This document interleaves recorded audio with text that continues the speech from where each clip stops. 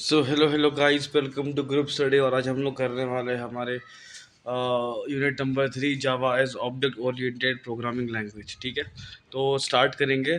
P Y Q वाले topic पे हम लोग ध्यान दे रहे होंगे। सो जो फर्स्ट टॉपिक जो है वो है fundamentals of Java. So fundamentals of Java start करते हैं।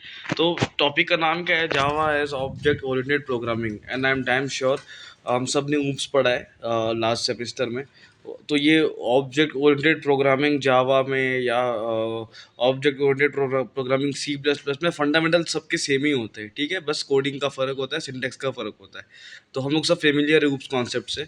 तो वही अपन देखने वाले हैं कि कैसे जावा में होता है ये सब ऑब्जेक्ट ओरिएंटेड प्रोग्रामिंग वगैरह। तो फर्स्ट चीज़ फंडामेंटल्स ऑफ जावा। तो जावा को इन्वेंट किया था जेम्स गॉसलिंग ने। 1 second. Java was invented by James Gosling. As you can see यहाँ पे नाम लिखा है, जेम्स गॉसलिंग ने उसको इन्वेंट किया था। जेम्स गॉसलिंग, पैट्रिक, ये तीन जिन्होंने इन्वेंट किया था वो सबके नाम है। और ये सन माइक्रो सिस्टम्स में, ये इंपॉर्टेंट। ठीक है, 4-5 जो भी नाम दिए, नाम के बाद ये सन माइक्रो सिस्टम, ठीक है, सॉरी, सन माइक्रो सिस्टम, ठीक है, इनके द्वारा ये डेवलप किया गया था 1991 में। राइट नाउ जावा पॉपुलर क्यों हुआ? Because of its future, sorry, features following. मतलब देखो, जावा से पहले सी प्लस प्लस था मार्केट में। तो ऐसी कौन सी चीज़ें थी जावा में बेहतर, जो जिसकी वजह से जावा पॉपुलर हुआ, सी प्लस प्लस से भी ज़्यादा पॉपुलर हुआ? तो वो अपन देखेंगे कैसे हुआ। तो जावा सिंपल था, सिक्योर था, प्लेटफॉर्म इंडिपेंडेंट। ये टॉपिक आपको याद रखने पड़ेंगे, पॉइंट सारे। Simple, secure, platform independent, object oriented, distributed, portable, high performance, robust, multi thread, interpret and dynamic. अभी अपन डिटेल में देखेंगे सब टॉपिक, मतलब सारे सारे जो सब पॉइंट्स अपन मैं करूँगा आपको एक्सप्लेन। बट पहले तो ये पॉइंट्स याद रख लो। तो मैंने एक न्यूमेरिक्स बनाया है इसके लिए। इट्स गोज लाइक, इसको एक काम करता हूँ, मैं लिख ही लेता हूँ सीधा। धर्मी, DHRMI,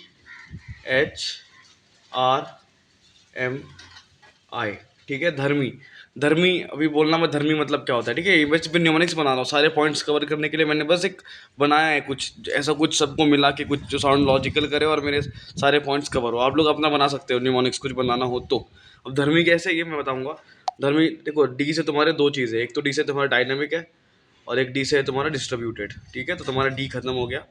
H stands for high performance, H खत्म हुआ। R is for robust, R खत्म हुआ। एम है मल्टी थ्रेड के लिए, इधर हाँ multi thread. I is for interpreted. ठीक है, बचा क्या? बचा है तुम्हारा ये एस पी ओ। ठीक है, अभी अभी एस पी ओ को ऐसे याद कर लो। मैं तो बोलता हूँ क्योंकि एस पी ओ से कुछ बन नहीं रहा, कोई अगर आप बना सकते हो पॉस, स्पॉ, और आप ऐसे कर लो ना, इसको ऑप्स कर लो, ऑप्स, ये बन गया। जस्ट बनाया मैंने ये, 1 सेकंड। इसको आप ऐसे कर लो, ओ ओ पी एस, तो बन तो गया। ठीक है, अरे सही है, ये तो एकदम एक नंबर हो गया, धर्मी ऊप्स। ठीक है, अभी अपन पढ़ ही रहे हैं ऊप्स इन जावा, तो अपने को ऊप्स तो याद ही रहेगा। तो ये जो पहला जो डबल ओ है आपका, this double O stands for object oriented. ठीक है, यहाँ पे रहा ये object oriented, right. P stands for platform independent, this P stands for platform independent. अब ये जो एस है, एस से दो चीज़ें, एक है सिंपल, एक है सिक्योर। तो ये सारे पॉइंट्स कवर हो गए आपके धर्मी ऊप्स में। ठीक है, धर्मी ऊप्स में आपके सारे ही पॉइंट कवर हो गए हैं। अच्छा, एक और चीज़ बताना भूल गया, पी से एक पोर्टेबल भी था। ठीक है, ये वाला, ये चीज़। ठीक है, तो धर्मी ऊप्स आप एक बार वीडियो रिवाइंड करो, फिर से देख लेना, मैंने सारे पॉइंट्स कवर कर लिए। तो धर्मी ऊप्स लिखोगे तो आपको सारे पॉइंट्स याद आ जाएंगे। ठीक है, सिंपल है जावा, सिक्योर है जावा। अब कैसे क्या क्या है देखेंगे अपन। तो पहला है जावा सिंपल है एंड स्मॉल है। वही जो हमने ये जो पॉइंट्स देखे ना, इन्हीं को डिस्कस कर रहे होंगे, इन्हीं को डिस्कस करेंगे अभी नीचे। तो first is Java is simple and a small programming language. Why is simple? See, Java is simple because syntax की बात कर रहा हूँ। Java is very easy to learn. Even if you are a beginner, Java can be learned very easily. It's not a very very complicated language to learn. इसलिए Java simple है। ठीक है, तो आप ये पढ़ लेना क्या लिखा है, वही चीज़ लिखी होंगी। थोड़ा क्या है, देखो अपने को ना मेन पॉइंट्स लिखने हैं प्रॉपर, और ये हेडिंग लिखना है प्रॉपर। उसके बाद नीचे का तो भाई अपन ये जो पैराग्राफ है, ये अगर आपको समझ में आ गया क्या, तो घुमा घुमा के इन योर ओन वर्ड्स भी लिख सकते हो, राइट। दूसरा, Java is robust and secure. Still, if you want, you can pause, you can take screenshot, पढ़ सकते हो आप क्या क्या लिखा है यहाँ पे। एक बार पढ़ लो चाहिए तो क्या लिखा है, ताकि कुछ और वर्ड्स, कुछ और पॉइंट्स मिल जाए आपको। Second is Java is robust and secure. See, robust में मतलब fast. See, if I am coding coding का पर्पस यही होता है कि हाई लेवल लैंग्वेज को मशीन लेवल लैंग्वेज तक कन्वर्ट करना है, ताकि मेरे मशीन अंडरस्टैंड कर सके, ठीक है, whatever instruction I am providing. So वो फास्ट होना चाहिए, वेरी फास्ट। तो robust is Java is very robust, Java robust हो, जावा फास्ट है, राइट। एंड जावा सिक्योर भी। अभी जावा कैसे है अपन देखते हैं कि फॉलोइंग रीजंस है यहाँ पे which make Java more secure than other programming language. पहला क्या है, Java does not support the concept of the pointers. C in C plus plus you have this concept known as pointers. आपके last semester के second unit में था pointers, ठीक है। तो पॉइंटर्स का जो कॉन्सेप्ट है वो जावा में है ही नहीं। पॉइंटर से होता है क्या, पॉइंटर क्यों करते हैं अपन, मेमोरी एलोकेट करने के लिए। तो अगर क्या होता है कि अगर आपके हाथ में है मेमोरी एलोकेट करना, तो कभी कभी आप गलत जगह पे मेमोरी, मतलब एक्सीडेंटल मेमोरी जो आपको रेफर, जहाँ पे रेफर नहीं करनी थी वहाँ पे आप रेफर कर दोगे। सो क्योंकि जावा में ये पॉइंटर्स है ही नहीं, तो आप ऐसे कोई गलती करोगे ही नहीं एक्सीडेंटली कि आपने मेमोरी कहीं और एलोकेट करनी थी, आपने कर दी किसी और को। So this makes it impossible to accidentally reference memory that belongs to other program. वही चीज़ मैंने बताया, उसको जरा कॉम्प्लिकेटेड भाषा में लिखा गया है। Second point is Java output of Java compiler is not executable code, very important. C C plus plus में ना, when you compile the program you get executable code, but Java में you do not get executable code compilation के बाद, you get a byte code, ठीक है, very very important, you get a byte code, okay. This is what you get a byte code. Now the अभी पहले क्या हुआ, first step में compile किया and you got a byte code. what you didn't got executable code, very important to note। बाकी languages में, बाकी languages छोड़ो, सी प्लस प्लस की बात करता हूँ, you get executable code first, पर जावा में ऐसा हुआ नहीं। Second point, the instruction of byte code, जो आपको बाइट कोड मिला है, is executed by Java virtual machine, JVM. जिसने जावा यूज किया उसको पता होगा जेवीएम क्या होता है। तो जावा जेवीएम इंस्टॉल करना पड़ता है। जो जेवीएम है वो जो है आपके बाइट कोड को एग्जीक्यूट करता है और उसको कन्वर्ट करता है मशीन रीडेबल फॉर्म के अंदर। आई होप यहाँ तक क्लियर होगा, ठीक है। अब जो जेवीएम है ना, उसको सिर्फ बाइट कोड ही समझ में आता है। जेवीएम से JVM understands only the byte code, therefore any infectious code can not be executed by JVM. मतलब क्या कि जेवीएम एक ऐसा है कि ये चीज़ है मतलब उसको सिर्फ बाइट कोड समझ में आएगा, और बाइट कोड कौन जनरेट करता है, आपका जावा का कोड। तो मतलब यहाँ पे इन्फेक्शन, मतलब आपके कोड के बीच में कोई इन्फेक्शन वगैरह आ जाए या कोई वायरस डाल दे, पॉसिबल ही नहीं है, क्योंकि जेवीएम से बाइट कोड को ही एग्जीक्यूट करेगा। अगर बाइट कोड के अलावा कुछ भी है तो एग्जीक्यूट ही नहीं करेगा उसको, right. No virus can infect the byte code, byte code को कोई इन्फेक्ट नहीं कर सकता। Hence it is difficult to trap the internet. क्योंकि सिंपल समझ में आया क्या बोल रहा हूँ मैं। जेवीएम को मांगता है बाइट कोड, और यहाँ पे क्या लिखा है इन्होंने, no virus can infect byte code. मतलब बाइट कोड एक इतना सिक्योर चीज़ है जिसको कोई वायरस अफेक्टेड नहीं कर सकता, और जेवीएम उसी को एग्जीक्यूट करता है। That makes a program very secure, ठीक है। Next in programming, next C C plus plus, memory management is done explicitly by the user. ये पॉइंट भी क्या है कि देखो सी सी प्लस प्लस में ना मेमोरी मैनेजमेंट खुद करनी पड़ती है। डिलीट कीवर्ड अगर आपने देखा होगा, या मतलब छोड़ो इतना डीप कोड में नहीं घुसेंगे, ऊपर ऊपर से बताता हूँ। मेमोरी मैनेजमेंट आपको यूजर ने एक्सप्लिसिटली करना होता है, बट जावा में you have something known as garbage collector, ठीक है। वो खुद ही मेमोरी एलोकेट डी एलोकेट कर, मतलब मेमोरी डी एलोकेशन वाला काम ऑटोमेटिक कर देता है, राइट। अभी एक और पॉइंट है, पढ़ लेना चाहिए, तो वरना काफ़ी इस सेकंड पॉइंट के लिए इतना इनफ है। Second, next point is Java is platform independent and portable programming language. That means ये बहुत ही, मतलब एक क्या बोलूँ मैं, बहुत इंपॉर्टेंट फीचर है जावा का, जो बहुत ही यूनिक था उन दिनों, अभी भी है। तो ये है कि जावा एक कहीं, it's a platform independent programming language. इसका मतलब क्या है, एक ये बोलते हैं जावा के भाषा में अपन ये यूज़ करते हैं, write once, run anywhere and at any time for ever.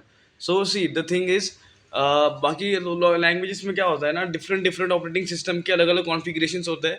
और अगर आपने कोई कोड विंडोज़ में लिखा है, तो you can not expect the same code to be run हो जाएगा आपके अलग मैकबुक पे या आपके लिनक्स पे। ऐसा नहीं होता, ठीक है। अलग अलग सॉफ्टवेयर के अलग अलग कोड लिखने पड़ेंगे आपको। बट जावा में ऐसी चीज़ है, आप एक बार किसी भी सिस्टम पे, किसी भी प्लेटफॉर्म पे आप कोड लिखो, क्योंकि वो जे आर ई वाला चीज़ होता है, अपन आके देखेंगे, ठीक है। तो वो क्या करता है, बाइट कोड की वजह से मतलब किसी भी प्लेटफॉर्म पे आप कोड को रन कर सकते हो। तो ये एक यूनिक फीचर है अपने जावा का, okay. Second is Java is known as object oriented programming language. ये भी पॉइंट इज समथिंग, एक second. So Java is known as, sorry for the interruption guys. So Java is known as the object oriented programming language. तो ये भी मतलब इसको तो बस ऐसे याद कर लो कि अभी जैसे सी प्लस प्लस में अपन ऊप्स कॉन्सेप्ट सपोर्ट करते हैं, जावा देखो ऊप्स के होते हैं 4 पिलर्स, ठीक है। 4 pillars of object oriented programming क्या क्या है, इनकैप्सुलेशन, यहाँ पे है, एक सेकेंड, 1 सेकेंड।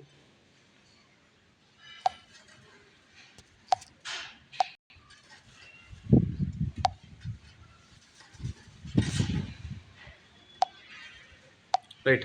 सो encapsulation, inheritance, polymorphism, dynamic binding. Sorry, ये ना ऊप्स के कॉन्सेप्ट पिलर्स नहीं है, बट ये कॉन्सेप्ट ऊप्स के, ठीक है। तो जावा जो है, Java as a object oriented programming, जो 4 पिलर्स होते हैं आपके, इनहेरिटेंस हो गया, इनकैप्सुलेशन हो गया, पॉलीमॉर्फिज्म हो गया, ये सब चीज, और एब्स्ट्रैक्शन हो गया, ये 4 चीज़ें होती है। यहाँ पे कुछ और लिखा हुआ है बट मैं आपको बता रहा हूँ, ये 4 चीज़ें होती है। तो ये सब जो फीचर है वो सपोर्ट करता है जावा, इसलिए जावा को अपन कहते हैं कि ऑब्जेक्ट ओरिएंटेड प्रोग्रामिंग लैंग्वेज है। Now the second one is Java is a multi threaded interactive language. Multi threading क्या होती है अपन आगे वाले यूनिट्स में डिटेल में देख ही होंगे, बट अभी के लिए ये समझ लो कि जावा में ना, Java supports multi threaded programming which allows programmer to write such a code that can perform many task simultaneously. मतलब इन इन इन शॉर्ट, एक एफिशिएंट, अभी सीपीयू होता है, सीपीयू का रैम होता है, वो रैम को अगर एफिशिएंटली यूटिलाइज करना है तो there comes this multi threading concept. वो बहुत ही एफिशिएंटली अपना सीपीयू यूज करता है, ठीक है। तो होता है कुछ नहीं है, मल्टी मल्टी थ्रेड मतलब क्या, फॉर सपोज ये टास्क 1 है, एक सेकेंड, ये टास्क 2 है, ये टास्क 3 है, ये टास्क 4 है, ठीक है। समझो ये तुम्हारा थ्रेड है, थ्रेड, अब इसको थ्रेड थ्रेड ही समझो अभी के लिए। और थ्रेड ने पहले गया और इस टास्क को एग्जीक्यूट करना स्टार्ट किया, पर कंप्लीट नहीं किया, ठीक है। This is not completed yet, ये कंप्लीट नहीं हुआ है अभी तक, कंप्लीट नहीं हुआ है। थ्रेड ने थोड़ा देर इसको एग्जीक्यूट किया। अभी सब फॉर सपोज ऐसा ऐसी एक चीज़ है कि इस टास्क को एग्जीक्यूट होने के लिए लगता है 5 सेकेंड, और 5 मिली सेकेंड, सॉरी, ठीक है। और इसको लगता है 2 मिली सेकेंड। तो इसके लिए कितना अनफेयर है। चलो 2 भी नहीं, मैं उसको बोलता हूँ, इसको लगता है 500 मिली सेकेंड, और इसको लगता है 2 मिली सेकेंड। तो ये सिर्फ 2 मिली सेकेंड का कोड है और ये 500 मिली सेकेंड का कोड है, बट क्योंकि इसके पहले ये वाला कोड पड़ा हुआ है तो पहले ये पूरा एग्जीक्यूट होना पड़ेगा। समझ रहे हो मैं क्या बोल रहा हूँ। वो जो बेचारा, कभी अपन जाते हैं ना राशन की दुकान पे, किसी का बहुत बड़ा लिस्ट होता है और आप, मतलब कोई बंदा पहले ऑलरेडी खड़ा है, उसको पूरी लिस्ट पड़ी है बड़ी सी, और आपको सिर्फ एक आइटम चाहिए, तो आप बोलते हो ना यार मेरा एक ही आइटम है, पहले मेरा कर दे, राइट, ताकि आपका भी टाइम बचे और वो बंदे का भी टाइम बचे। तो मल्टी थ्रेडिंग में वही चीज़ होती है। तो क्या करेगा मल्टी थ्रेड, थोड़ा जो मल्टी थ्रेड का जो कॉन्सेप्ट क्या करता है, थोड़ा सा वो ये कोड एग्जीक्यूट करेगा, इसे कंप्लीट करने से पहले थोड़ा सा ये एग्जीक्यूट करेगा, थोड़ा ये एग्जीक्यूट करेगा, थोड़ा ये एग्जीक्यूट करेगा, फिर यहाँ पे आ जाएगा। तो आपकी सीपीयू के जो स्टोरेज है या जो एफिशिएंसी है रैम की, वो पूरी पूरी यूटिलाइज होती है, ठीक है। इन शॉर्ट ऐसे समझो। तो ये तुम्हारा हो गया कॉन्सेप्ट ऑफ मल्टी थ्रेडिंग, ठीक है। Next is Java can B compiled and interpreted. ये एक चीज़ है कि कुछ प्रोग्राम ऐसे होते हैं जिन्हें अपन कंपाइल करते हैं, कुछ को अपन इंटरप्रेट करते हैं। फॉर एग्जांपल पाइथन को आपको पता होगा, पाइथन को इंटरप्रेट किया जाता है, सी प्लस प्लस को कंपाइल किया जाता है, पर जावा को कंपाइल भी किया जाता है, उसको इंटरप्रेट भी किया जाता है। So that is again one of the very cool feature of Java, ठीक है। Then Java is known for high performance, scalability, monitoring and manageability, ठीक है। हाई परफॉर्मेंस वगैरह पॉइंट अपना था उधर, ठीक है। अभी आपने बोला स्केलेबिलिटी, अपने तो जो हमारे सब पॉइंट्स थे धर्मी ऊप्स में, उसमें ये सब तो नहीं था, स्केलेबिलिटी वगैरह वगैरह, बट हाई परफॉर्मेंस था, ठीक है। तो ये भी कुछ नहीं यार, क्योंकि जो अभी देखो, अभी बोलता हूँ, शॉर्टकट बता रहा हूँ, जो चीज़ें आपने ऊपर देखी उसे घुमा घुमा के, अभी हाई परफॉर्मेंस क्यों है वही यूज़ कर दो। जावा रोबस्ट है, जावा उसको जावा ऊप्स कॉन्सेप्ट को सपोर्ट करता है, जावा के बाइट कोड में वायरस इन्फेक्ट नहीं कर सकता कोई वायरस जावा के बाइट कोड को। दैट मेक जावा, नहीं क्या ऐसे फेंक फाक के लिख दो यार, हाय, ठीक है। यहाँ पर भी जो पढ़ा है, आप ये भी चाहिए तो आप पढ़ के लिख सकते हो, बट मैंने बस बताया आपको। फिर Java dynamic and extensible programming language. तो इसमें लिखा है language is capable of dynamically linking new class libraries, methods and objects. ऐसा नहीं है कि जावा सी डायनेमिक क्या होता है यार, जो हमेशा बढ़ता रहता है, ठीक है। जावा के नए नए वर्जन अभी भी आ रहे हैं, ठीक है। लास्ट जावा का वर्जन ऐसा नहीं कि बहुत सालों पहले आया था, कुछ सालों पहले ही आया था, ठीक है। जावा का आता रहता है, दैट इज़ डायनेमिक, ठीक है। नए जावा के जो डेवलपर है वो नए नए लाइब्रेरीज बनाते रहते हैं, और वो फिर उसको अपडेट के, जैसे अपना सॉफ्टवेयर अपडेट होता है अपने फ़ोन के अंदर, वैसे ही वही चीज़ है, ठीक है। Now Java is design for distributed system. इसका मतलब क्या है, ये जो है अपना नेटवर्किंग इन्वायरमेंट में इट्स यूज्ड, ठीक है। Sorry for that, networking environment. अब इसमें होता क्या है, बोल रहे हैं कि जावा 2 different object on different computer can communicate with each other, ठीक है। समझो एक कंप्यूटर यहाँ पे है, एक कंप्यूटर यहाँ पे है, इसका एक ऑब्जेक्ट, इसका एक ऑब्जेक्ट, ये दोनों ऑब्जेक्ट दूसरे से कम्युनिकेट कर रहे हैं। ऐसे ऐसे जो चीज़ें, मतलब एक तरह से आपको दिख रहा होगा नेटवर्क बन रहा है, तो ऐसे जगहों पे भी इट्स यूजफुल। तो ये भी एक और फीचर है, ठीक है। तो हमने डिस्ट्रीब्यूटेड सिस्टम, आपको याद होगा हमारे धर्मी, क्या था हमारा वो निमोनिक्स, ऊप्स, धर्मी ऊप्स, राइट। तो धर्मी ऊप्स में D was for dynamic and distributed, right. तो ये आपका डिस्ट्रीब्यूटेड सिस्टम वाला भी कॉन्सेप्ट हो गया। And Java can be develop with ease. अब ये तो आप देख लो, बस देख लो, पढ़ लो यार, स्क्रीनशॉट मार के 2 ही लाइन लिखा है, तो ये पढ़ अपना यहाँ पे खत्म होता है। तो द नेक्स्ट टॉपिक जो इम्पोर्टेंट है एग्जाम पॉइंट ऑफ व्यू से, that is arrays. 1 second, arrays important है, ठीक है। तो एरेज कैसे देखिए क्या, बट 1 सेकेंड गाइस, ओके, ठीक है। तो एरे क्या होता है? एरे इज कलेक्शन ऑफ, सी पहले बात तो जिसको एरे नहीं पता, देखो भाई सिंपल चीज़ है। एरे क्या है? अगर आपको ग्रुप ऑफ एलिमेंट्स एक साथ स्टोर करना है, ग्रुप ऑफ एलिमेंट्स, एक एलिमेंट नहीं, 2 एलिमेंट नहीं, 3 नहीं, ग्रुप ऑफ एलिमेंट्स स्टोर करना है, कलेक्शन में स्टोर करना है, तो अपन एरे यूज़ करते हैं। फॉर एग्जांपल अगर मैं आपको बोलूँ कि एक वेरिएबल ए है, ये वेरिएबल ए अगर इसका टाइप अगर इंटीजर होगा, ठीक है, अगर इसका टाइप अगर इंटीजर है INT, तो एक वेरिएबल अपने अंदर एक नंबर स्टोर कर सकता है, एनी नंबर, राइट। 1 2 3 4 एक रेंज होता है स्पेसिफिक, उस रेंज तक ये नंबर स्टोर कर सकता है, ठीक है, समझ में आ रहा है। बट क्या एक और नंबर स्टोर कर सकता है क्या? अगर मैं इस ए के अंदर 12 दूंगा, इसी ए के अंदर की बात कर रहा हूँ, तो स्टोर कर लेगा।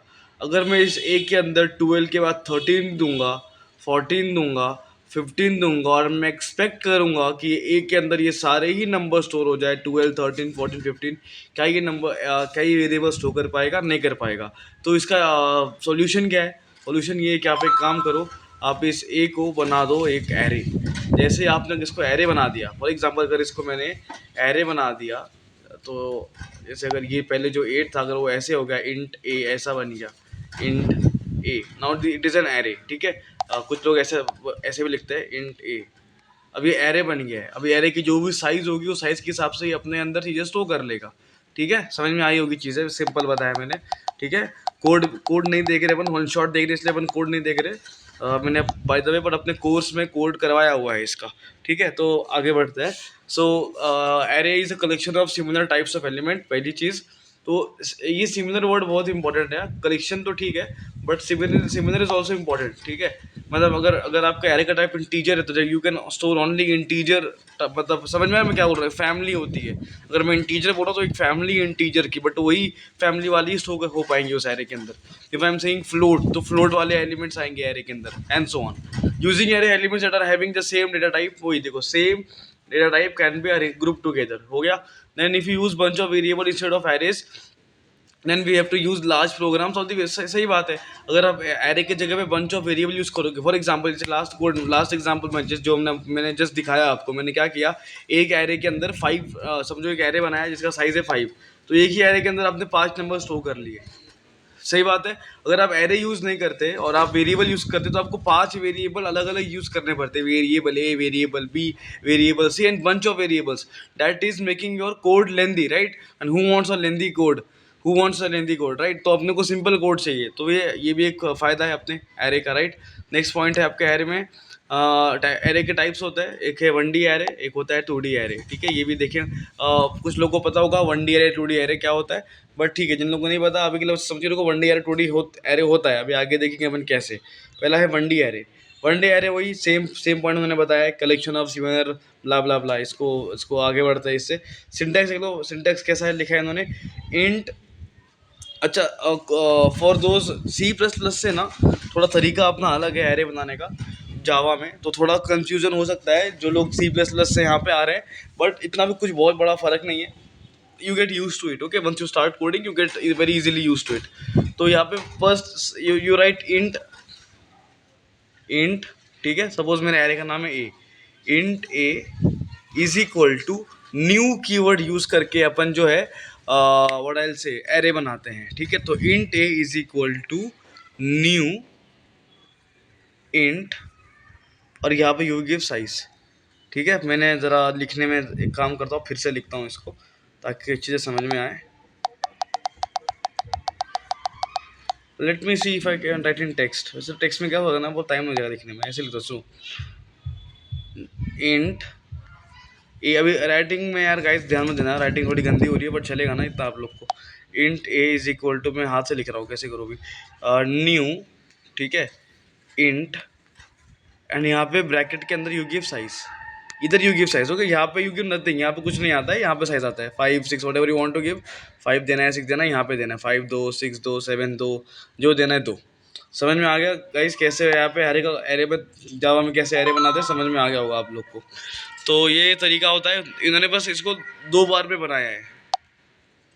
जैसे मैंने आपको एक लाइन में दिखा दिया, उन्होंने 2 लाइन में किया। उन्होंने पहले लाइन में बस एरे बनाया, see the first line is to creating array, यहाँ पे उन्होंने एरे क्रिएट किया है, ओके। ठीक है, एरे का नाम क्या है, array name, see the array का नेम इज एरे नेम। फिर उन्होंने एरे नेम को न्यू कीवर्ड यूज करके साइज डिफाइन किए। तो मैंने जो आपको चीज़ बताई वही चीज़ यहाँ पर भी है, बट वही फ़र्क है कि उन्होंने 2 लाइन में किया है, एक लाइन नंबर 1, लाइन नंबर 2, उन्होंने ऐसा करा हुआ है। ठीक है, समझ में आ गया आपको। चलो उन्होंने एग्जाम्पल दिया है, क्या देख लेते हैं एग्जाम्पल। देखो यहाँ पे दिया है, देखो पहले एक वेरिएबल बना लिया ए नाम का, समझो एरे का नाम है A, then A is equal to new int 10। ठीक है, अब ए का जो डिफाइन किया होना चाहिए उन्होंने, कहीं किया दिखाई तो नहीं दे रहा मेरे को, बट समझो मान लो कि कोई एरे बन गया था ए नाम का, तो ए के आगे लिख दिया न्यू इन 10, मतलब एक एरे बन गया है जिसका साइज 10 है। ठीक है, चलो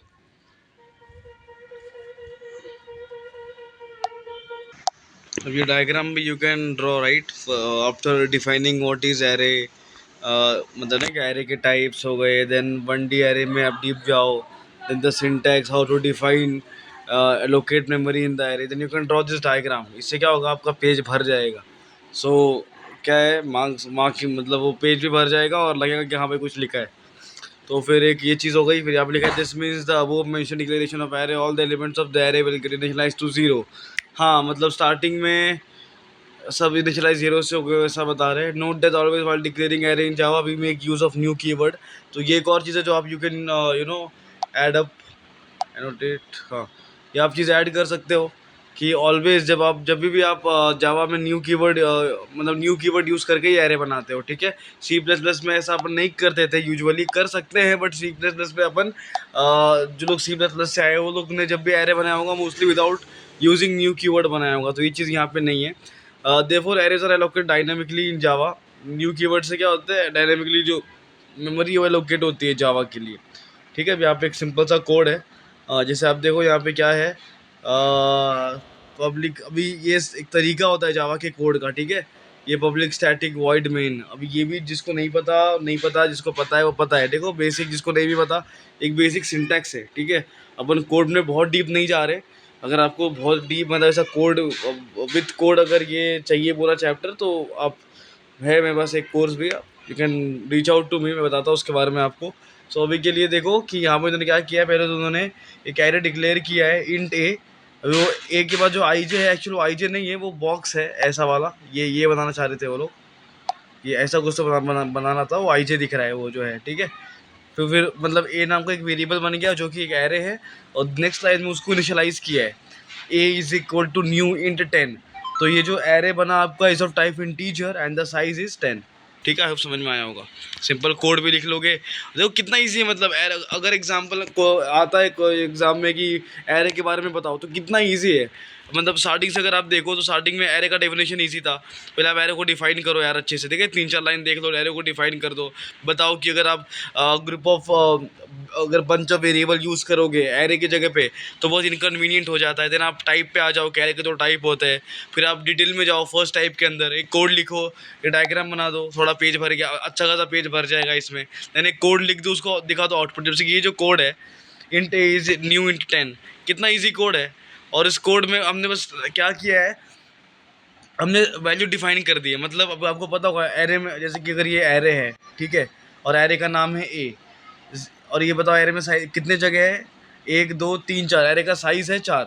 तो अगर इंडेक्सिंग की बात करूँ तो ये 0 इंडेक्स है, ये 1 इंडेक्स है, ये 2 है, ये 3 है। अगर आपको ये एक्सेस करना है यहाँ पे, मतलब आपको यहाँ पे आके लोकेट करना है, तो कैसे करोगे यहाँ को लोकेट, कैसे इसको एक्सेस करोगे, बाय राइटिंग एरे का नाम ए और ब्रैकेट में इंडेक्स, इंडेक्स क्या है 0।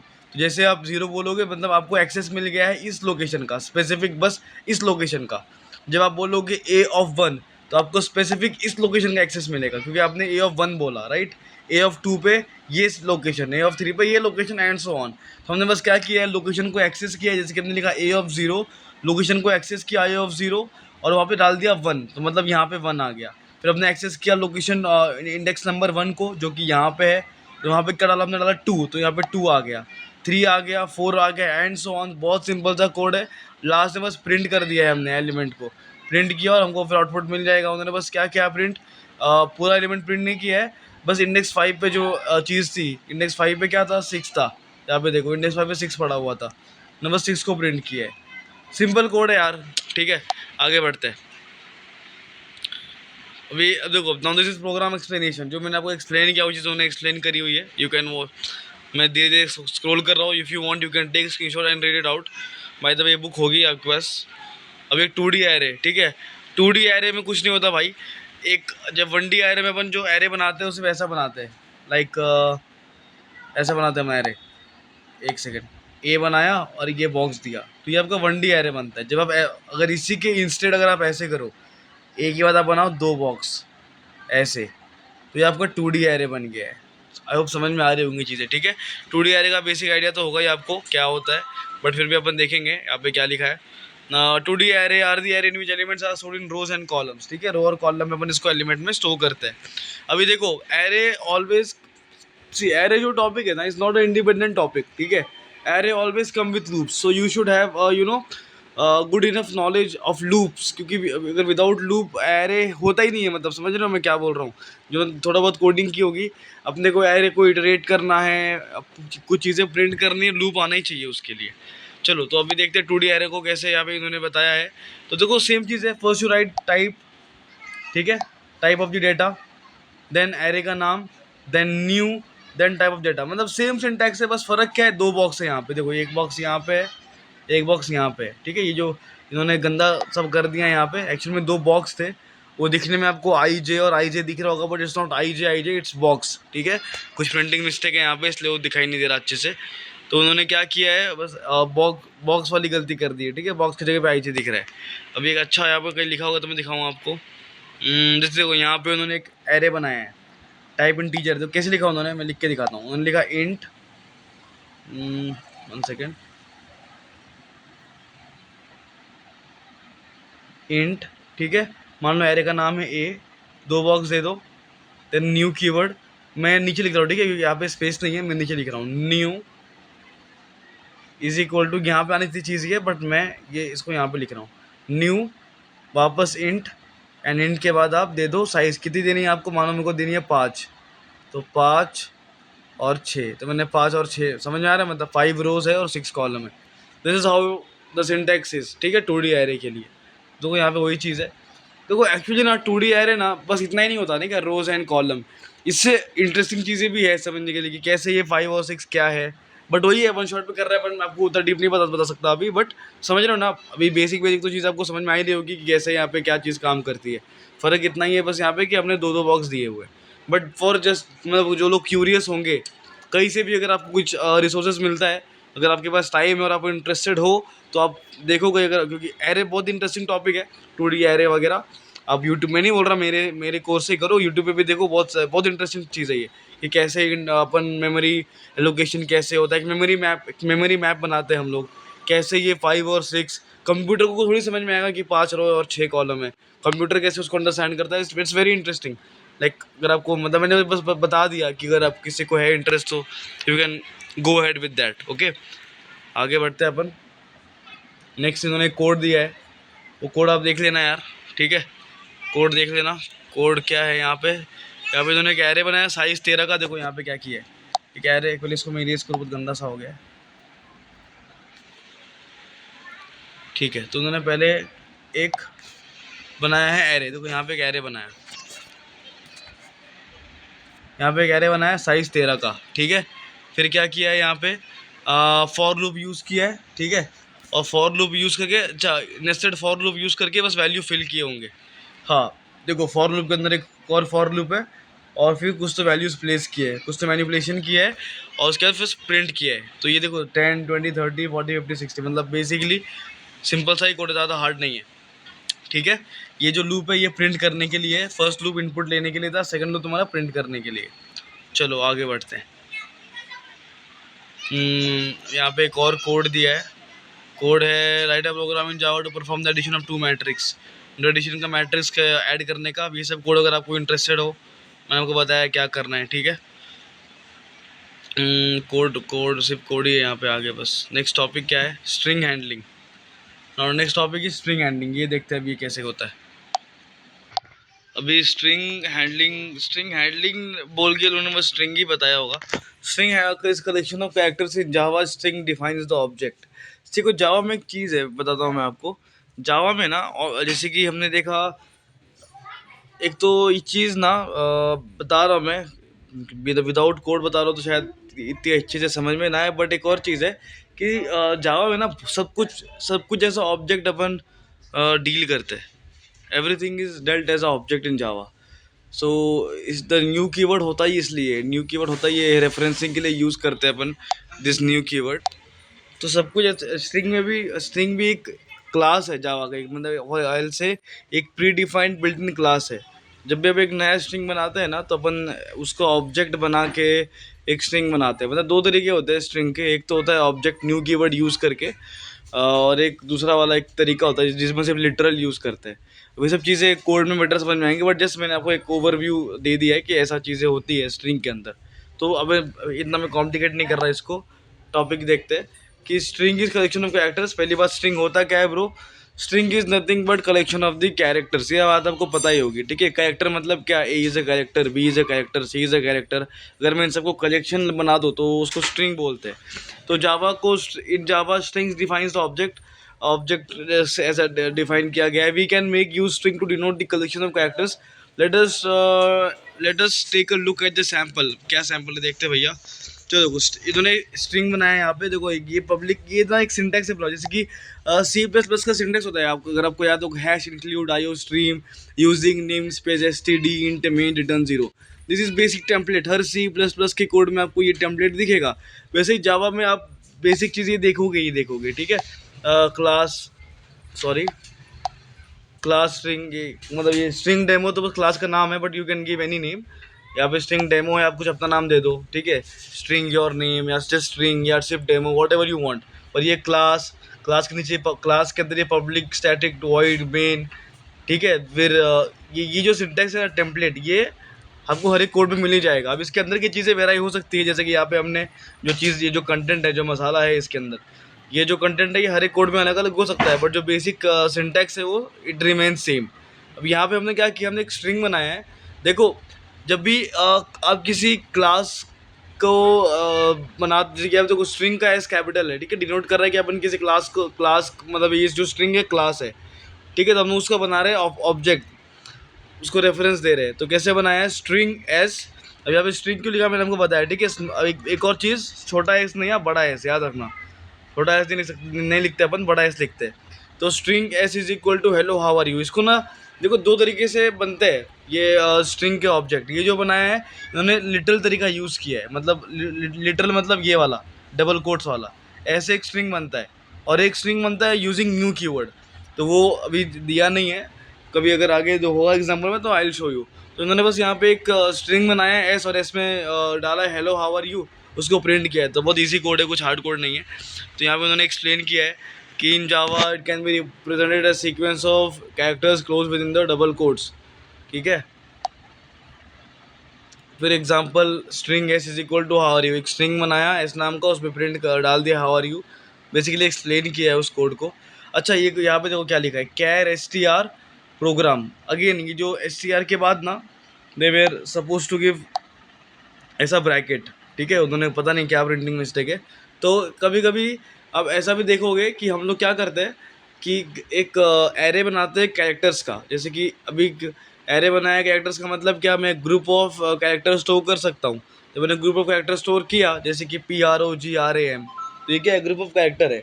उसके बाद मैंने क्या किया, एक स्ट्रिंग बनाया, और एक स्ट्रिंग का नाम, यहाँ पर again it's a printing mistake, उन्होंने स्ट्रिंग का नाम ही नहीं दिया यहाँ पे कुछ, और स्ट्रिंग में न्यू कीवर्ड यूज़ करके ये एस टी आर यहाँ पास कर दिया है। समझ में आया मैं क्या बोल रहा हूँ?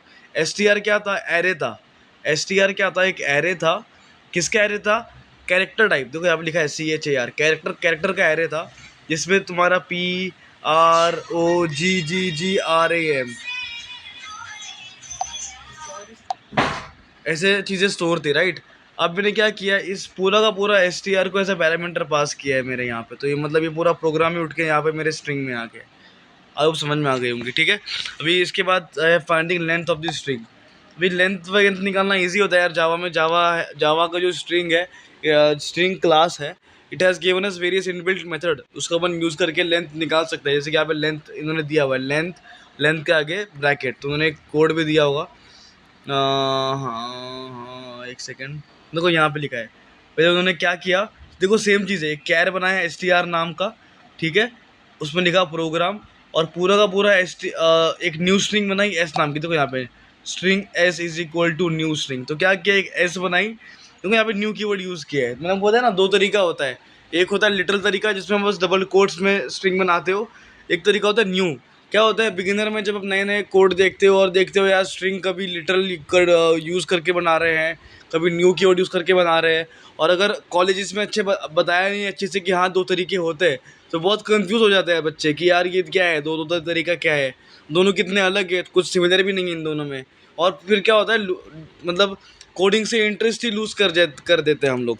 वैसे नहीं करना, इसलिए मैं आपको बता के रख रहा हूँ। वन शॉट इसलिए मैं डीप में नहीं बता रहा, बट मैंने आपको बता दिया है कि दो तरीके होते हैं जावा में स्ट्रिंग बनाने के। एक डबल कोट्स वाला तरीका होता है, जिसे अपन कहते हैं लिटरल मेथड। एक होता है using new keyword. I hope समझ में आ गई होंगी चीज़ें, ठीक है।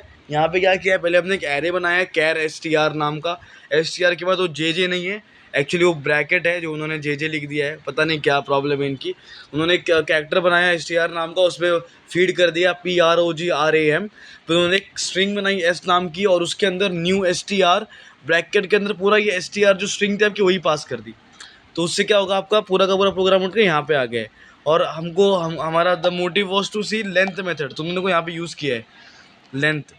The length of the string is S dot length. कुछ नहीं करना, स्ट्रिंग का नाम क्या है, जो whatever your string name is. यहाँ पे in this case the string name is S, first write S and then write LENGTH और ब्रैकेट दे दो, तो जो भी लेंथ होगा प्रिंट हो जाएगा। तो हम उसको प्रिंट किया है। अच्छा एक और चीज़, system dot out dot print LN। क्या होता है ना, C++ में to print something it's very simple, C out, ठीक है। तो इवन यूजुअली व्हाट हैपेंस, ज़्यादातर लोग ना जब जावा करने आए होते हैं ना, तो उन्होंने इससे पहले C++ देखा होता है मोस्टली। मैं नहीं कह रहा सब ने, तो C++ क्योंकि उन्होंने बहुत आसान देखा था, सी आउट में लिख दो, तो उनको ना ये लाइन बहुत हार्ड लगती है यार, system dot out dot print L के अंदर। और कितने लोग तो इधर ही मतलब उनका जावा से मन उड़ जाता है, बट ऐसा नहीं यार, जावा बहुत इंटरेस्टिंग लैंग्वेज है, ठीक है। ये बस एक लाइन से जज नहीं कर सकते जावा कि जावा बहुत हार्ड है। बस ये एक, क्योंकि बस प्रिंट करने के लिए आपको इतना बड़ा लिखना पड़ रहा है, ट्रस्ट मी। जस्ट नहीं, क्या प्रैक्टिस की बात है, जितना थोड़ा बहुत प्रैक्टिस करोगे फिर लगता ही नहीं मतलब कि ये कुछ बॉदरिंग चीज़ भी है, ठीक है। बस उन्हें बस द मोटिव वो टेल यू कि प्रिंट जावा में ऐसे करते हैं, system dot out dot print L, ठीक है। बस उन्होंने प्रिंट किया है, देखो यहाँ पे 7 प्रिंट हो गया है, the length of the string is 7। तो एक सिंपल सा कोड आया जिसमें उन्होंने लेंथ प्रिंट कर दी है। उसके बाद है अपना रिवर्स, एक कोड है यहाँ पे स्ट्रिंग रिवर्स करने का, आप चाहो तो देख सकते हो।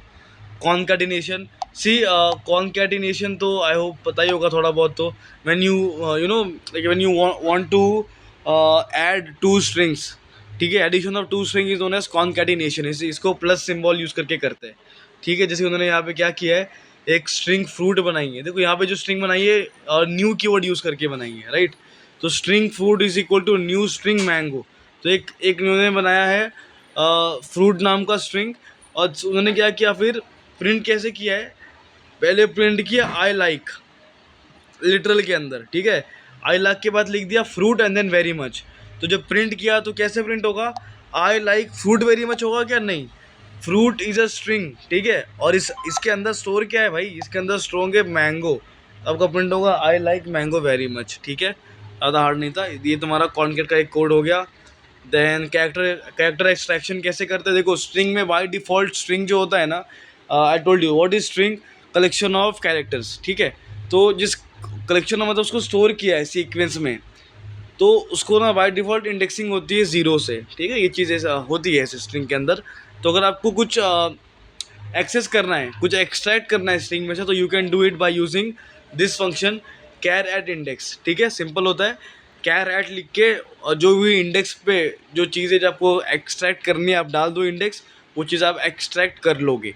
ठीक है, तो ये यूजुअली क्यों करते हैं हम लोग कोड में। कभी कभी क्या होता है, एक स्ट्रिंग होती है आपके पास, मान लो एक स्ट्रिंग है, मैं लिखता हूँ जावा, जावा ओ, कोई कोई तो स्ट्रिंग है, बड़ी सी स्ट्रिंग है, ठीक है, और आपको स्ट्रिंग पे ऑपरेशन करना है, but the thing is you can not perform the operation on the overall string. उसके लिए आपको ना एक बार में कोई तो सिर्फ एक ही कैरेक्टर चाहिए, पहले से आपको जे चाहिए होगा, फिर आपको ए चाहिए होगा, या फिर वी। समझ में आ रहा है मैं क्या बोल रहा हूँ। तो ऐसे केस में you use this char at function. तो उससे क्या होगा, जो इंडेक्स आप डालोगे वो स्लाइस होके आपको मिल जाएगा।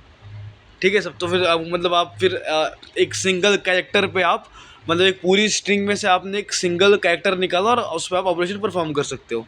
आई होप मैंने क्लियर कर दिया होगा। ठीक है, तो एक सिंपल सा कोड दिया है उसके लिए भी। देखो, फ्रूट डॉट कैरेट, अभी फ्रूट मतलब स्ट्रिंग का नाम है। ठीक है, समझो फ्रूट में लिखा है आपने मैंगो, MANGO, फ्रूट के अंदर मैंगो था। जब आपने ये किया फ्रूट डॉट कैरेट 2, तो 0 1 2, तो ये n लिखा मैंने, तो आपको n मिल जाएगा। ठीक है, चलो आगे। अभी कंपैरिजन का एक और चीज़ है, कंपैरिजन। ठीक है, व्हेन यू सपोज दो स्ट्रिंग आपके पास, आपको कंपेयर करना है कि वैल्यू इक्वल है कि नहीं। तो क्या करोगे, एक होता है इक्वल्स नाम का होता है फंक्शन। ठीक है, तो समझो यहाँ पे क्या है, देखो स्ट्रिंग 1 में इंडिया है, स्ट्रिंग 2 में भी इंडिया है, बट फ़र्क क्या है, यहाँ पे इंडिया कैप्स लॉक में है, अपर केस में है, एक में इंडिया लोअर केस में है। और आपको पता होगा जावा या C++, ये केस सेंसिटिव प्रोग्रामिंग लैंग्वेज है, राइट। तो ऑफकोर्स ये इक्वल नहीं होंगे।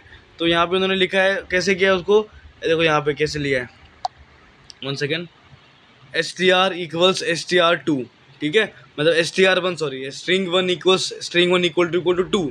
मतलब अगर ये कंडीशन ट्रू है तो अपन ये प्रिंट करेंगे दो स्ट्रिंग इक्वल है, नहीं तो अपन प्रिंट करेंगे नॉट इक्वल है। तो यहाँ पे आपको प्रिंट आएगा इक्वल नहीं है, ऑफकोर्स नॉट इक्वल है, क्योंकि एक अपर केस में एक लोअर केस में। अब ये क्लियर हो गया होगा। ऐसे और बेसिक बेसिक फंक्शन होते हैं यार, छोटे मोटे यार, मतलब ये देखो सब स्ट्रिंग का एक फंक्शन है। ठीक है, आप देख लो, बहुत ईजी से, कुछ बहुत हार्ड नहीं है। थोड़ा सा upper case to lower case, कोई आपके पास है कोई स्ट्रिंग, उसको अपर केस में डालना है, लोअर केस में कन्वर्ट करना है, फंक्शन यूज़ करो, आराम से हो जाएगा। तो इस स्ट्रिंग के तो ज़्यादा हार्ड नहीं था, इतना ही था, ईजी था स्ट्रिंग भी। नेक्स्ट टॉपिक देखते हैं। So next I topic we have is constructor. So इसमें क्या होता है कंस्ट्रक्टर में, कि देखो पहली बात तो एक चीज़ है कि आपको क्लास वगैरह पता है कि नहीं, मुझे पता नहीं क्लास वाला कॉन्सेप्ट। तो क्लासेस अगर पता होंगी, मैं बहुत डीप नहीं जा पा रहा, वरना देखो क्लासेस तो पता होंगे ना थोड़ी बहुत आपको, क्लास क्या होता है।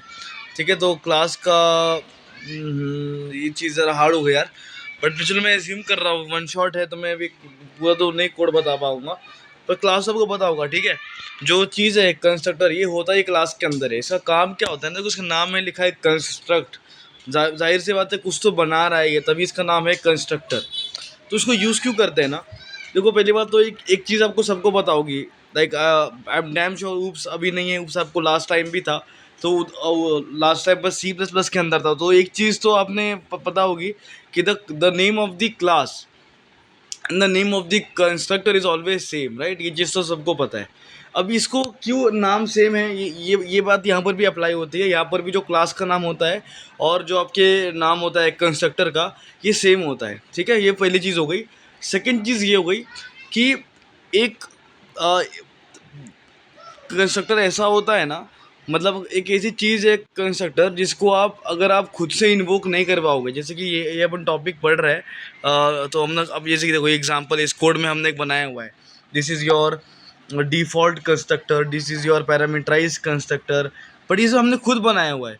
व्हाट इफ़ अगर मैंने नहीं बनाया होगा तो क्या, तो भी बनता है। ठीक है, C++ में आपने सुना होगा, अगर आपने बनाया है तो ठीक है, अगर नहीं बनाया है तो वो जो प्रोग्राम है वो खुद से एक कंस्ट्रक्टर, जैसे उसका ऑब्जेक्ट बनता है ना, तो ऑब्जेक्ट बनने के साथ साथ ही ऑटोमेटिक उस क्लास का एक कंस्ट्रक्टर बनता है। ये दो चीज़ समझ में आई आपको। तीसरी चीज़ का काम क्या है, काम इसका ये है कंस्ट्रक्टर का, कि जैसे मान लो एक यहाँ पे एक वेरिएबल है इंट हाइट नाम का और इंट विथ नाम का। If you can C, int height के आगे कोई भी वैल्यू नहीं है, इंट विथ के आगे भी कोई वैल्यू नहीं है, मतलब कुछ भी नहीं है। और अक्सर ऐसे टाइम पे क्या होता है ना, गार्बेज वैल्यू एक टर्म है, जावा में तो वैसे नहीं होती इतना यूज़, बट ये क्योंकि वैल्यू इनिशियलाइज नहीं है, तो ये बहुत ही आपके कोड के लिए it's very harmful, because you know which the code which we see right now in our syllabus, वो बहुत छोटे मोटे कोड्स होते हैं। आगे जाके जब ऑफिस वगैरह में जब तो काम करना होता है एक्चुअल कंपनीज में, तो छोटे मोटे कोड होते नहीं। अगर आपके पास कोई वेरिएबल है, समझो आपका 3,000 लाइन का कोड है, ठीक है, 3,000 लाइन का कोड है, और कुछ फर्स्ट सेकंड लाइन पे there was a variable which was not initialise, जैसे कि यहाँ पे एक इंट हाइट इंट विथ है, बस वेरिएबल बना दिया है, उसको इनिशियलाइज नहीं किया है, कोई वैल्यू नहीं है। अब 3,000 लाइन्स के बाद कभी तो आप उसको यूज़ करते हो, और क्योंकि उसमें वैल्यूज़ नहीं थे कुछ इनिशियलाइज किए हुए, और उस कोड में बहुत कुछ हो चुका है ऑलरेडी, वो एरर थ्रो करता है, वो एरर बहुत ही बुरी है, अपने वो एरर नहीं चाहिए, ठीक है। अपन नहीं चाहते ऐसा कुछ भी ऊट पटांग गार्बेज वैल्यू या कुछ भी ऐसा कचरा भर जाए उस वेरिएबल के अंदर जिससे हमारा कोड ख़राब हो जाए। उसका सॉल्यूशन क्या है? सॉल्यूशन ये है कि जिस क्लास में वो, जैसे कि ये इस किस क्लास के अंदर है, अब देखो ये क्लास का नाम है रेक्टेंगल, ठीक है। तो क्या होगा, जैसे ही रेक्टेंगल क्लास का ऑब्जेक्ट बनाओगे, बिहाइंड द सीन क्या होगा, एक कंस्ट्रक्टर ऑटोमेटिक इवोक होगा, और वो बाय डिफ़ॉल्ट वैल्यूज़ फिल कर देगा, ताकि देखो क्या है, कचरे से बेहतर ही है ना कि कुछ तो वैल्यू फीड कर दिया जाए, ताकि आगे प्रोग्राम में कुछ प्रॉब्लम ना हो। तो बाय डिफ़ॉल्ट वैल्यूज़ फीड कर देता है बाय डिफ़ॉल्ट, जैसे कि इंट में 0 पुट कर देगा, स्ट्रिंग में अगर मतलब टाइप इंट है तो 0 डाल देगा, टाइप अगर फ्लोट है 0 डाल देगा, अगर टाइप स्ट्रिंग है नल डाल देगा। इससे क्या है, मतलब कुछ तो पड़ा है वहाँ पे, देखिए एम्प्टी नहीं है, ठीक है, जो एम्प्टी होता है वो प्रॉब्लम क्रिएट करता है, अब उसमें कुछ तो भरा हुआ है। तो जिस जिस थर्ड थिंग मैंने आपको एक्सप्लेन कर दी कि पर्पस क्या है कंस्ट्रक्टर का, ठीक है। अब ये कोड में मैं और अच्छा समझा सकता था, मैं फिर से बता रहा हूँ, अगर आपको कोड में अगर अगर यही चैप्टर कोड में देखना है, आप मुझे कांटेक्ट कीजिए जीमेल पे या कमेंट सेक्शन में, हमको बताऊंगा मैं आगे क्या है। बट अभी के लिए समझिए, अपन वन शॉट कर रहे हैं तो पूरा पूरा कोड नहीं देख रहे हैं, जितना मैंने बताया तो समझ में आया होगा, ठीक है। तो यहाँ पे लिखा है when ever an object is associated, object of is associated class, कुछ लाइन मिस की क्या मैंने, हाँ, name of the constructor same होता है, ठीक है। अच्छा, इसका पहले फर्स्ट पॉइंट क्या है, कंस्ट्रक्टर एक specialise method for initialising object, ठीक है, ऑब्जेक्ट को इनिशियलाइज करना ही इसका पर्पस है। Second line was name of the constructor is same as the class name, ये अपने को पता है, other words the name blah blah blah, ये भी सेम ही है। देखो यहाँ पे क्लास टेस्ट है, ठीक है, एक्चुअली देखो क्लास के बाद स्पेस है, स्पेस के बाद टेस्ट है, it's not class test, class के बाद स्पेस के बाद टेस्ट, ठीक है, स्पेस है बीच में, जो कुछ प्रिंटिंग मिस्टेक है इनका। फिर यहाँ पे यू हैव अ कंस्ट्रक्टर, इसका नाम देखो क्या है, टेस्ट ही है, ठीक है, TEST टेस्ट, ठीक है। अभी FT50 ये इनका अगेन प्रिंटिंग मिस्टेक है, ऐसा कुछ नहीं होता है FT वगैरह। चलो आगे, the constructor is called constructor because it creates values for data field of the class. मैंने आपको बताया ना डेटा फील्ड मतलब क्या, this are your data fields, जो भी आपका जैसे कि इंट हाइट है, इंट विड्थ है, ये डेटा फील्ड है आपका, ठीक है। तो इनके लिए वो वैल्यूज़ क्रिएट करता है। तो यहाँ पे देखो एक जावा प्रोग्राम है, अभी जावा प्रोग्राम है, अभी देखो अभी तो अपन कोड तो कर नहीं रहे, बट मैं आपको ट्राई करूँगा ये प्रोग्राम छोटा सा ऐसे अगर एक्सप्लेन कर देता हूँ। देखो यहाँ पे है क्या इस कोड में, क्योंकि इंपॉर्टेंट टॉपिक है, ठीक है, मैं चाहता हूँ कि आप ज़रा सुन लो अच्छे से, क्योंकि क्या होता है ये टॉपिक जल्दी मिलता नहीं यूट्यूब वगैरह पे भी, इसलिए मैं बता ही देता हूँ, मिलेगा तो बहुत लंबे लंबे मिल जाएंगे आपको, टाइम ऐसे ही कम है। तो यहाँ पे लिखा है रेक्टेंगल 1, ये क्लास है, क्लास के अंदर क्या लिखा है, एक फर्स्ट ये रेक्टेंगल नाम का एक you have this constructor, again you have one more constructor rectangle 1, ठीक है। देखो क्लास का नाम is rectangle 1 and in the class you have 2 constructors, ठीक है। द डिफरेंस क्या है दोनों कंस्ट्रक्टर के अंदर, द फर्स्ट कंस्ट्रक्टर के अंदर पैरामीटर नहीं है, इफ़ यू सी ब्रैकेट के अंदर यू राइट रेक्टेंगल 1, उसके वजह से ब्रैकेट है, ब्रैकेट में कुछ भी नहीं है। सेकेंड वाला जो कंस्ट्रक्टर है उसमें ब्रैकेट के अंदर यू सी दो पैरामीटर है, तो this makes this is a differentiating factor दोनों ही कंस्ट्रक्टर के बीच में, ठीक है। तो फर्स्ट वन आपका सिंपल कंस्ट्रक्टर है, सिंपल बोलो या डिफ़ॉल्ट बोलो, सिंपल इज़ बेटर है। तो यहाँ पे लिखा है सिंपल कंस्ट्रक्टर, एस गायब हो गया उनका, this is your parameterise constructor. अब क्या होता है जब आप बनाओगे ऑब्जेक्ट, ठीक है, अब ये एरिया वीरिया कुछ है थोड़ा बहुत सपोर्ट, वो अपने काम का नहीं है। देखो कोड में क्या है, हमने क्या बनाया रेक्टेंगल 1 का बनाया OBJ, और फिर हमने लिखा न्यू रेक्टेंगल। और एक बात बताओ, जब हमने बनाया रेक्टेंगल 1 को ऑब्जेक्ट, तो ये ऑब्जेक्ट जो मैं बता रहा हूँ ना, वो देखो ऑब्जेक्ट भी पैरामीटराइज हो सकता है, ठीक है। फॉर एग्जांपल आप ये वाला लाइन देखो, rectangle 1 OBJ is equal to new rectangle 11 और 20। मतलब मैंने रेक्टेंगल के दो ऑब्जेक्ट बनाए हैं, OBJ एंड OBJ1। पहले वाले में यहाँ पे if you see there are no parameters, right. Parameter नहीं है यहाँ पे, पैरामीटर नहीं है, यहाँ पैरामीटर है इस वाले लाइन में, ठीक है। तो क्या होगा, जब इस वाले लाइन को मतलब जब कोड आपका एग्जीक्यूट होगा और जब वो यहाँ रीच करेगा ना, जब वो इस पॉइंट पे रीच करेगा ना, इस पॉइंट पे रीच करेगा ना, तो उस कंस्ट्रक्टर को इवोक करेगा जो पैरामीटर नहीं ले रहा, मतलब इसको इवोक करेगा, ठीक है। और जो सेकंड वाला, मतलब जब ये वाला, जब लाइन पे जब आपका कोड एग्जीक्यूट होते होते जब यहाँ पहुँचेगा, इधर पहुँचेगा, तो उस कंस्ट्रक्टर को इवोक करेगा जो पैरामीटर ले रहा है, जैसे कि ये चीज़, ठीक है। तो ये पैरामीटर ले रहा है तो उसको इवोक करेगा, ठीक है। तो देखो अब अपन अभी किसी कंपाइलर स्क्रीन पे नहीं है, सारा टेक्स्ट बुक के पेज से मैं आपको इतना ही बता पाता कि कैसे कंस्ट्रक्टर कैसे कैसे काम करता है, ठीक है। अब इतना समझ में आया होगा आपको। चलो आगे बढ़ते हैं। इतना ही है, ये एक्सप्लेनेशन है जो मैंने आपको ऑलरेडी दे दिया है। आप एक बार फिर से गो थ्रू कर सकते हो उसमें स्क्रीनशॉट वगैरह मार के। तो स्पेशल प्रॉपर्टीज़ ऑफ कंस्ट्रक्टर ये देख लो एक बार। पहला चीज़ है कि नेम जो होता है क्लास का और योर कंस्ट्रक्टर का वो सेम होना चाहिए। सेकंड, कंस्ट्रक्टर पब्लिक मोड में ही होना चाहिए, ठीक है। एक चीज़ याद रखो, कभी भी प्राइवेट नहीं होता, कंस्ट्रक्टर पब्लिक मोड में ही होता है। कंस्ट्रक्टर गेट्स ऑटोमेटिकली इन्वोक, ठीक है। आपको कुछ एक्स्ट्रा एफर्ट्स नहीं लेने पड़ते इसको इन्वोक करने के लिए। जैसे आपने ऑब्जेक्ट बनाया ऑटोमेटिकली इवोक होता है। आगे, the constructor should not have any return type, कोई रिटर्न टाइप नहीं होता कोई भी। ये चीज़ याद रखना, कंस्ट्रक्टर के आगे you have that square brackets, तो it looks like a function, but function always comes with a return type, ठीक है। बट कंस्ट्रक्टर के पास नहीं होता कोई भी रिटर्न टाइप। तो ये चीज़ याद रखना। कभी कभी क्या होता है, लोग कंफ्यूज हो जाते हैं, वो कंपेयर कर लेते हैं अपने दिमाग में, सिमिलर समझ लेते हैं फंक्शन को और कंस्ट्रक्टर को, और लगा देते हैं कुछ, वॉइड लगा दिया, एंट लगा दिया।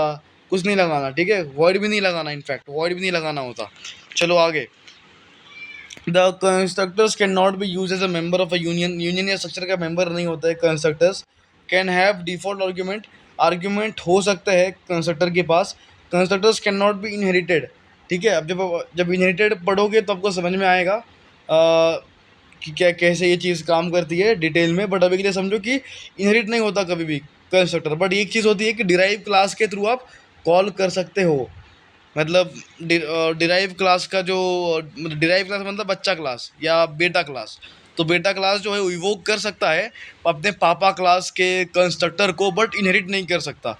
ये चीज़ अगर आप अभी सर के ऊपर से बाउंसर जा रही है तो कोई बात नहीं, जब इनहेरिटेंस पढ़ोगे तो समझ में आएगा अच्छे से। And constructors can make use of new and delete के ऑपरेटर्स फॉर एलोकेटिंग और releasing memory. You can use new and delete keyword तुम्हारे मेमोरी एलोकेशन के लिए। तो ये तुम्हारे टॉपिक ख़त्म हुआ। यहाँ पे टाइप है कंसिडर्स के, नो आर्ग्यूमेंट या डिफ़ॉल्ट हो गया, पैरामीटराइज हो गया और कॉपी हो गया, ठीक है। तो एग्जांपल भी ये दिया है, देखो। जैसे कि एक टेस्ट क्लास टेस्ट, उसके अंदर क्या है, एक इंट ए नाम का एक वेरिएबल है, ठीक है। और हमने क्या किया है, we have this no argument या बोलो डिफ़ॉल्ट कंस्ट्रक्टर, ठीक है। और हमने वहाँ पे क्या किया, एक की वैल्यू दे दी है 0। मतलब समझ में आपको क्या किया है बेसिकली उन्होंने, कुछ नहीं किया है। दो दो क्लास है, ठीक है। एक क्लास यहाँ पे है, कंफ्यूज मत होना, एक क्लास यहाँ पे है, एक क्लास यहाँ पे है। इस क्लास उन्होंने ए बनाया और वाया कंस्ट्रक्टर, मतलब कंस्ट्रक्टर के हेल्प से एक के अंदर भर दी वैल्यू 0। अब उन्होंने क्या किया है, नया ऑब्जेक्ट बनाया है। तो जैसे ऑब्जेक्ट बनाओगे क्या होगा, कंस्ट्रक्टर हमारा इवोक होगा, ठीक है। और इवोक होने के बाद ए में क्या वैल्यू डाल दी जाएगी, 0, क्योंकि आपने यहाँ पे 0 दिया हुआ है। चलो समझ में आ गया होगा। लेकिन इस second is one is parameterise. Parameterise में कुछ नहीं करते भैया, आप देखो सिंपल चीज़ है। क्लास का नाम टेस्ट था, देखो क्लास का नाम वॉज टेस्ट, और तुम्हारे कंस्ट्रक्टर का नाम was also test, but parameter नहीं ले रहा था। यहाँ पे बस वही चीज़ है, पैरामीटर ले रहा है, ठीक है। इतना ही फ़र्क है दोनों कोड में। और एक होता है कॉपी। कॉपी का कुछ नहीं यार, कॉपी भी सेम होता है। बस समझो आपने एक बनाया हुआ है पैरामीटराइज कंस्ट्रक्टर, ठीक है। नाउ कंस्ट्रक्टर ही दूसरे कंस्ट्रक्टर के पैरामीटर्स कॉपी कर रहा है, चुरा रहा है एक तरह से। तो तब अपन यूज़ करते हैं दिस कॉपी कंस्ट्रक्टर, ठीक है। तो एक ये कॉपी तुम्हारा कॉपी कंस्ट्रक्टर हो गया। कुछ थ्योरी तो लिखा नहीं है इसके बारे में, कोड ही दिया हुआ था बस। आगे है तुम्हारा दिस कीवर्ड। अब दिस कीवर्ड देखते हैं क्या है। वे दिस कीवर्ड क्यों यूज करते हैं ना, this keyword is used by a method, 1 second. हाँ ओके, तो use by a method to refer the object which invoked that method. See देखो, आसान भाषा में अगर मैं बताऊं तो जो करंट क्लास है ना, करंट क्लास, ठीक है, करंट क्लास मतलब जिस क्लास की अभी बात हो रही है, जिस क्लास पे अभी ऑपरेशन हो रहा है, उस क्लास के ऑब्जेक्ट को मतलब रिफ़र करने के लिए अपन दिस कीवर्ड यूज़ करते हैं। इससे भी अगर आसान भाषा में मैं बताऊं तो सिंपल सा एक कोड देखते हैं। जैसे कि समझो कि आपके पास दो वेरिएबल है, इंट ए और बी, ठीक है। अब क्या कर रहे हो, आपके पास एक समझो एक फंक्शन है सम नाम का। सम के पैरामीटर क्या है, इंट ए और बी। अब प्रॉब्लम क्या है ना, आप यहाँ पे कैसे लिखोगे, आपको समझो ये ए और ये बी में वैल्यू पुट करनी है वैल्यू, ठीक है। दिस ये ए और ये बी में, ए और बी में वैल्यू फीड करनी है। कैसे करोगे, आप लिखोगे ए इज इक्वल टू, यहाँ पे आप A is equal to A, B is equal to B.